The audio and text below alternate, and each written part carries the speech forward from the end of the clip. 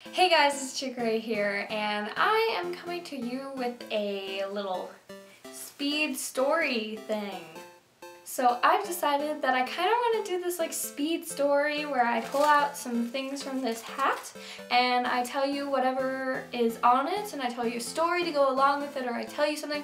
If you guys like this whole idea, and if you like this video, give it a thumbs up, and I'll probably do some more throughout the week. I'll just keep this like near my desk, and if you guys have any suggestions on what you want me to put in here, whether it's a crazy story or just an idea or a subject to talk about, then I will put it in here and I will pull it out probably once in a while, and I will talk about it. If it gets chosen, I'll say your name, and like it's this whole thing.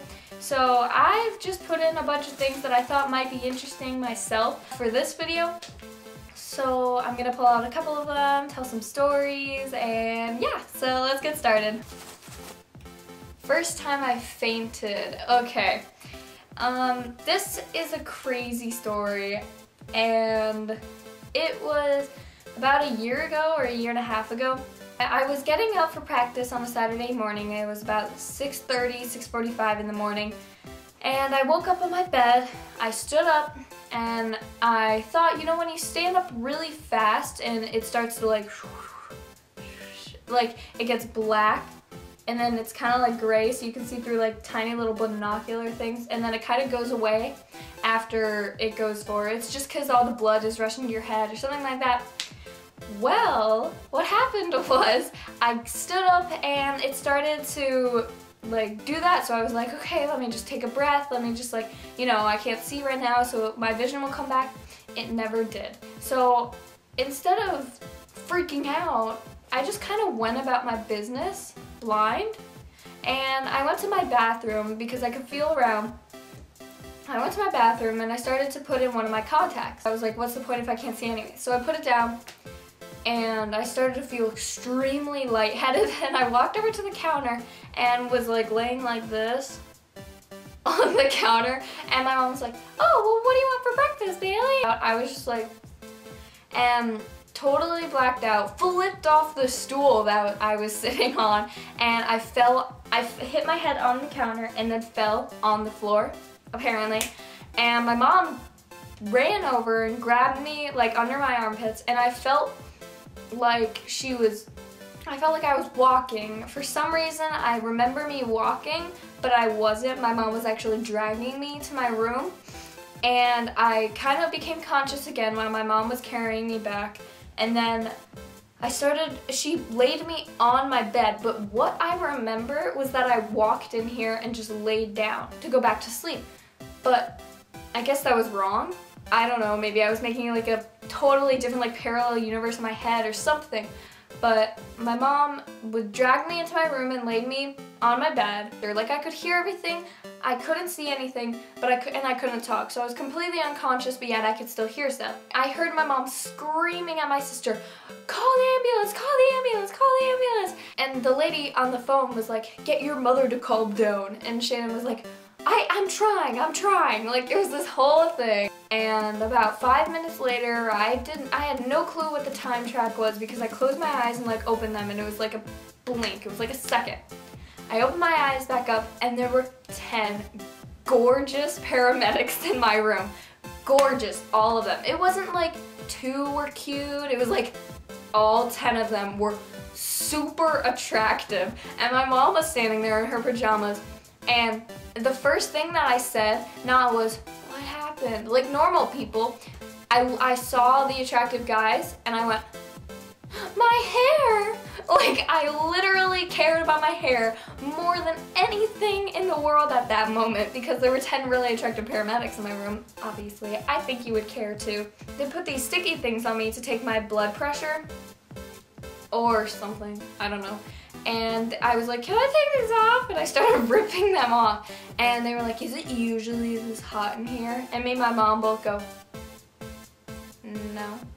Because literally they were super attractive, they were super sexy, and they were just in my room, and there was all 10 of them crammed in my tiny room, and oh my god, it was hilarious. So I walk outside, and the first thing my sister says is, nice hair.